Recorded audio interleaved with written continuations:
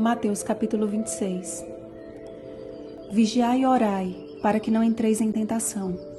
O espírito, na verdade, está pronto, mas a carne é fraca.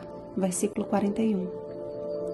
Após a exposição acerca do plano para tirar a sua vida, Jesus seguiu para Betânia, e estando na casa de Simão o leproso, aproximou-se dele uma mulher, trazendo um vaso de alabastro cheio de precioso bálsamo, que ele derramou sobre a cabeça. A atitude dela provocou indignação no coração dos discípulos, ao passo que provocou admiração no coração de Jesus. Maria de Betânia não praticou simplesmente uma boa ação, mas uma boa ação para com Jesus.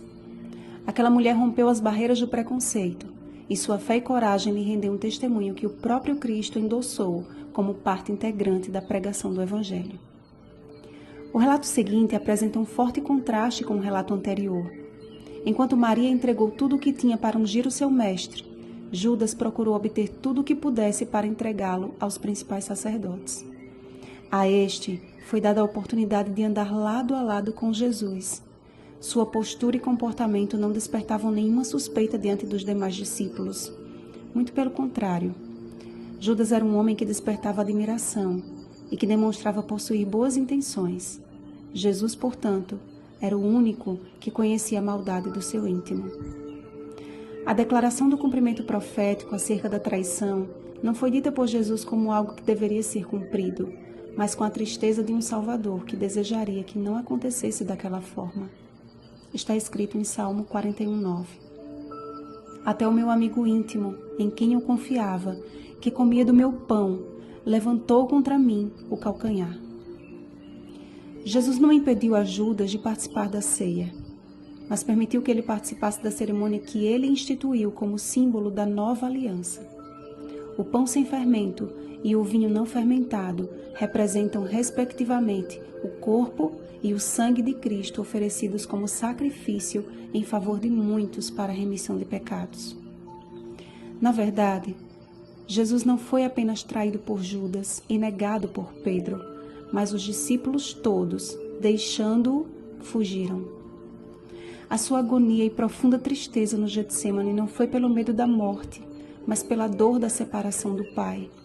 O seu clamor, misturado a lágrimas e suor como gotas de sangue, exprimia a tristeza de quem estava para tomar do cálice letal. Meu Pai, se possível, passe de mim este cálice. Mas que cálice tão terrível era este? A sua morte na cruz? Era muito mais do que isso. Vejamos o que diz a revelação de Jesus Cristo. Também esse beberá do vinho da cólera de Deus, preparado sem mistura do cálice da sua ira. Apocalipse 14:10. O Cordeiro de Deus tomou sobre si os pecados de todo o mundo e tomou do cálice que está preparado sem mistura de misericórdia para os adoradores da besta e de sua imagem. Apocalipse 14:9. Jesus não venceu simplesmente a morte física, mas a morte eterna, para que você e eu tenhamos vida em abundância.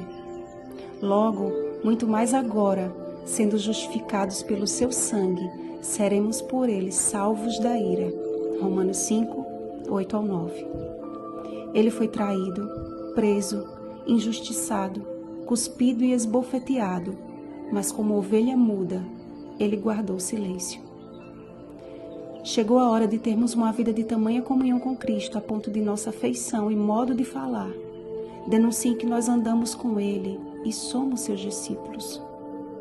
Não desperdicemos as oportunidades que nos são dadas para testemunhar como Pedro desperdiçou.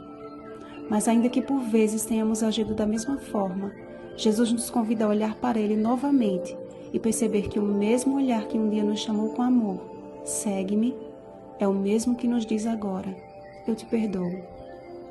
Ainda há tempo de chorarmos amargamente aos pés daquele que tudo entregou por nós.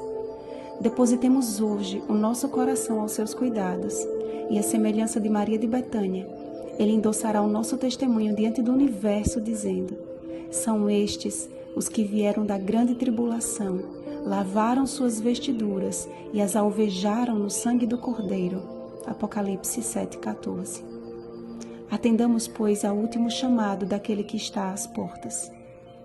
Ainda dormis e repousais? Eis que é chegada a hora.